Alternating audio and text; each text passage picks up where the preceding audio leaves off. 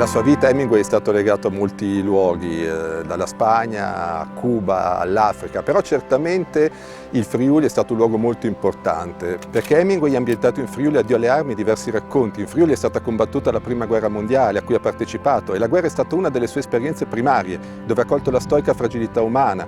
In guerra viene ferito a Fossalta, scrive una bellissima lettera alla famiglia in cui dice che morire è molto facile, non bisogna essere spaventati. Sono esperienze che sono maturate proprio in questo paesaggio, in questi luoghi.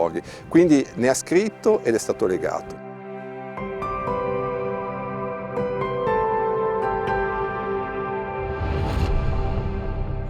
Per quel che riguarda l'aneddoto racconterei invece quando ho visitato Lignano nel 1954. Hemingway era convalescente nella villa dei Keckler, che era poco distante da Lignano, era convalescente perché aveva fatto un doppio naufragio aereo in Africa, 2 incidenti spaventosi che l'avevano costretto in ospedale. Quando tutta la stampa mondiale lo dava come morto, lui riappare e era un Hemingway, come racconta Fernanda Pivano, provato, che avrebbe scritto molto poco dopo e che in una giornata di sole si trova ad andare a Lignano a vedere questa città che nasceva. Quindi abbiamo uno scrittore ferito e convalescente che vede una città che nasce, visita la chiocciola di Lignano, incontra l'architetto d'Olivo che gli dice di segnare sulla carta un terreno che sarebbe diventato di sua proprietà qualora lo volesse rivendicare. Lui lo segna, c'è ancora questa mappa con il suo nome segnato sopra, ed è un momento appunto di incontro tra uno scrittore salvo per miracolo che si sta leccando le ferite e una città che nasce.